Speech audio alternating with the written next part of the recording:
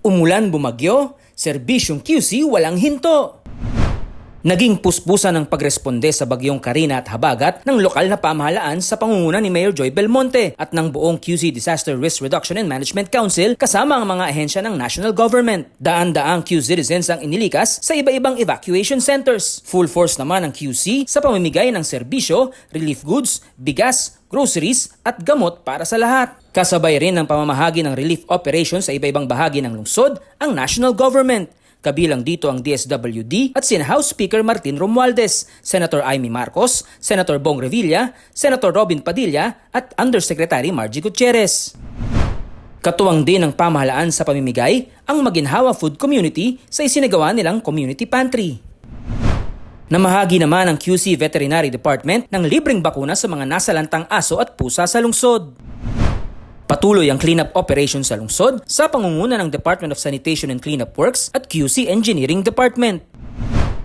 Nag-ikot naman si Secretary Sani Angara at ang mga kawani ng DepEd upang mag-inspeksyon sa pinsalang idinulot ng bagyong Karina sa mga paaralan. Basta QC, aktibo't progresibo. Patuloy ang aktibong partisipasyon ng Q-Citizen PWD sa komunidad bilang eco-warriors sa kanilang pakikilahok sa Trash to Cashback program. Ibinahagi ng iba-ibang organisasyon, barangay at kawani ng pamahalaan ang kanilang mga nagawa upang tuluyang matuldukan ang child labor at exploitation sa ginanap na Project Against Child Exploitation Completion Summit. Ibinigay ni Mayor Joy Belmonte ang package assistance sa isang dating rebelde sa ilalim ng Enhanced Comprehensive Local Integration Program o ECLIP ng Department of the Interior and Local Government. Kabilang sa package assistance ang immediate at livelihood assistance mula sa DILG at educational assistance mula sa Social Services Development Department. Edukasyon ang priority para sa QC.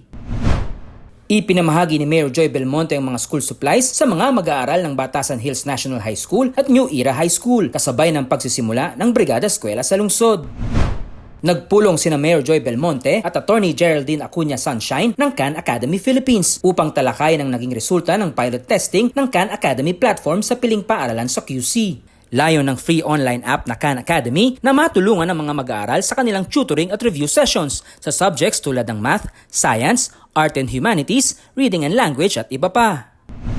Namahagi naman ang lokal na pamahalaan ng tulong pinansyal sa 49 na pamilyang biktima ng sunog sa Barangay Sangandaan.